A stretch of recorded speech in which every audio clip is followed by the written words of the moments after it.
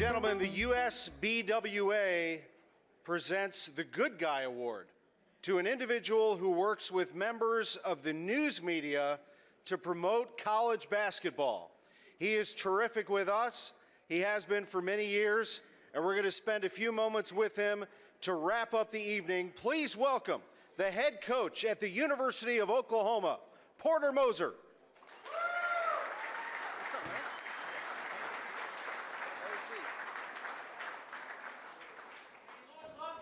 Oh, man. Yes, they do. A Chicago guy in St. Louis loves you. So you have so many St. Louis connections. A player in the Valley, a coach in the Valley twice. And, of course, your connection with St. Louis University and the great Rick Majerus. I know you have so many memories here. I do. I was watching all these great players and coaches on the highlights. I'm like, what are they going to have me for the Good Guy Award was my highlight. Like carrying a bag of groceries for Sister Jean across the stage. But, then again, basketball needs to be, stories need to be told. But also, you, I think, have done a wonderful job of explaining the game to fans, explaining the game to people, and your enthusiasm comes out across. I think that's why you won the award. It's not just because you deal with the media well, it's because your basketball knowledge and language comes across very well to fans. That's why. Well, I actually loved my time in St. Louis. This was probably the most therapeutic stop in my life, coming here, working for Coach Majerus here in the St. Louis community. But, speaking, I can't help but, my mind goes to something about, what Tommy said about the players and everything, and talking about the Good Guy Award. For Coach Cal to come for Oscar, I think that is unbelievable. We're another Hall of Fame coach for Aneesah. Where's Doug Bruno, the Hall of Fame coach of DePaul? Doug Bruno is the Hall of Fame coach. We're in a crazy busy time right now. And for these guys to come to represent their players, that means they love them. But I think that is what it's about in terms of being good guys and good people for your own players as well. And for Barry Hinson to make the trip from Oklahoma, Where's Barry? That was like a stand-up comic routine. I've heard it. I've heard it in our Missouri Valley coaches meetings forever because it was on, and he's just a great ambassador. I'm from Chicago. I don't know the punchline of that last joke about the mule. I'm from Chicago. I'm sorry. I don't. You spent a great deal of time in your hometown at Loyola. We know the history. We followed you. We loved it. We loved every second of it. And then along came an opportunity, and one of the best guys, not only in sports, but just period, is Joe Castiglione. Oh, yeah. And you're at the University of Oklahoma. How are things going? No, it's great. I'm blessed. I love I'm lucky. I loved where I was at, and I love where I am. And that's sometimes you don't get that, and I did. I had 10 years at Loyola and building that program up, and it's about leadership and who you're with. In all of our facets of working, we're all in different professions in here. And when you think about the true enjoyment, it's who you work with, in your mission, where you're going. And Joe Castiglione's one of the best. What he's about, his vision and everything. So he's definitely, I'm excited to work with him. How do you start with a program like that? You spent so much time at Loyola. How do you talk to your players initially and get things going the way you want them to go? Well, you got to hit the transfer portal and get this 103-year-old nun to come with you. That's the first step. For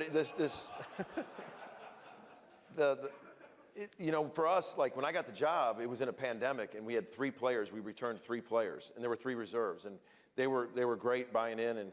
But it's just a different world we're in right now with the transfer portal and all that. But it's still the same in terms of pouring into your players, getting them better.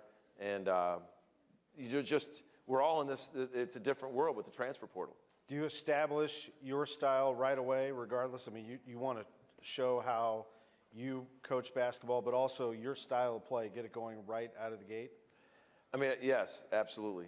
You want to do that. And, but, I remember coming here with Coach Majerus, and I literally have so many stories about Coach Majerus. I started journaling because, there's just so many funny stories. I actually lived at the MAC for 3 months. I did. I get the job. Coach Majerus got the job May 1st. He said, Porter, I had 4 kids under 8 at the time. And he goes, Porter, I got your room at the MAC. It's May 1st. I got you here till August.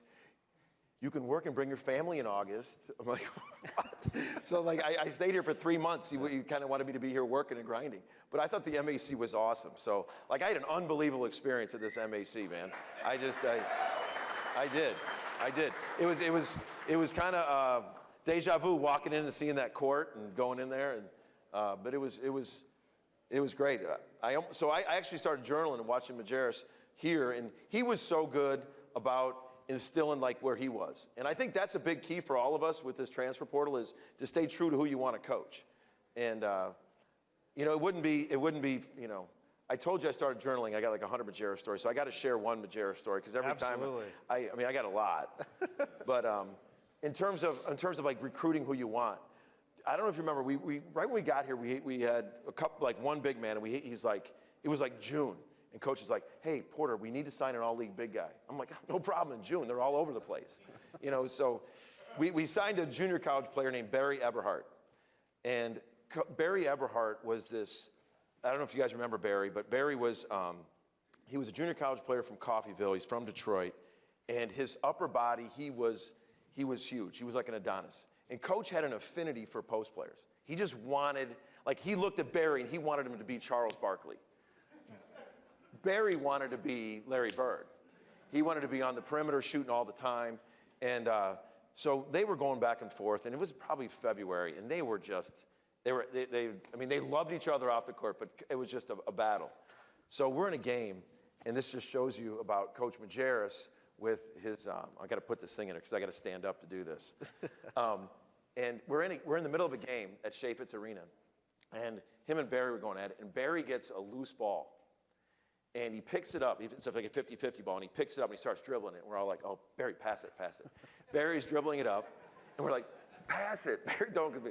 So he's dribbling up, and he's like a 3-on-1, and he throws a behind-the-back pass.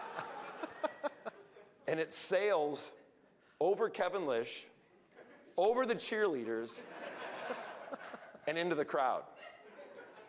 And it was a media timeout. And Coach Majerus, he walked up and he kind of always, he goes, Barry, you're off the team.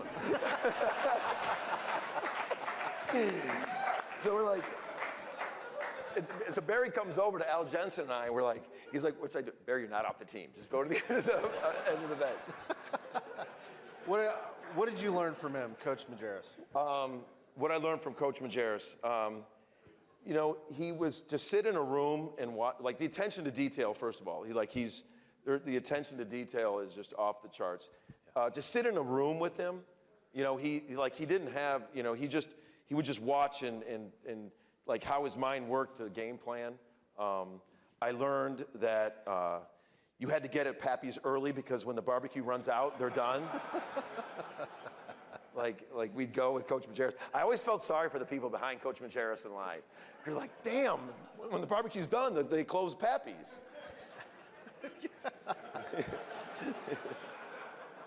I mean, he loved you, man. And, you know, there's so many great stories I know that you have that maybe we can share later. But I want, just in the interest of time, I want to circle back to Loyola. What did you take with you from him to Loyola, and how did you do what you did? I mean, you had tremendous success. You know, I remember him writing me a handwritten letter, and he just says, I know you want to win fast, and like we all, it's our profession.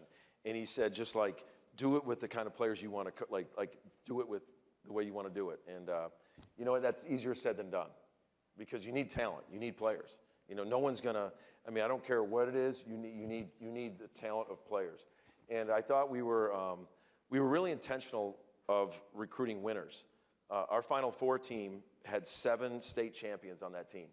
And I think that translates. Guys that have tasted that want to win, it's with that. And, you know, there's a little bit of that. There's a lot of luck.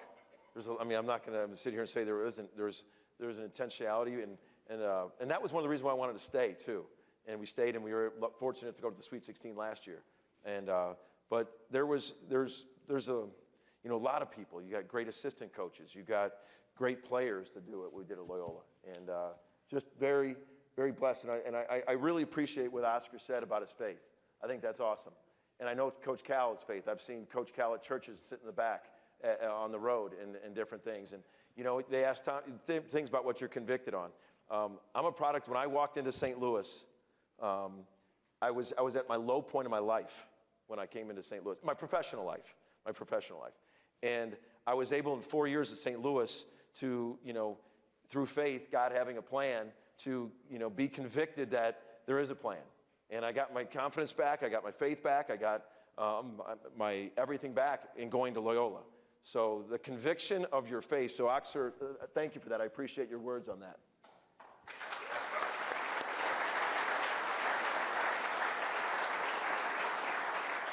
I guess just on that note, last thing, what is your best day? It doesn't have to be the best day. But what is like the best day for you? Okay, this is crazy you said it. I have it. So I was named head coach at Arkansas Little Rock. I was named head coach at Arkansas Little Rock at 31. Thad Mott and I were the two youngest Division I head coaches at the time. And the Arkansas Little Rock Gazette did a thing like, what's your favorite group? And I'm like, you too. They're like, what's your favorite? They went, oh, what's your favorite color? And they go, all this thing. And they just asked me that exact same question. Wow. And I said, I have it still, and at 31 years old, I said, I just think it would be cool in my professional life to be sitting there playing for the national championship with your family sitting right behind you. And I said that I didn't come from this huge tree. And I actually I'm the poster child for being, to having a competitive reinvention with my career. I'm the poster child for that. And after having said that, I sat there and we were playing Michigan in the Final Four, and my family was sitting back there. So I didn't quite get that, not yet. But it was, I just think enjoying your journey with your family is about as great as it gets. It's well said.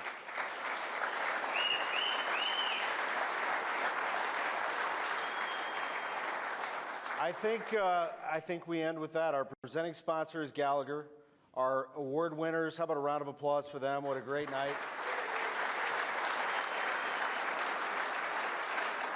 Some of the best coaches, players in our game today, all in this room, the Missouri Athletic Club's Missouri room.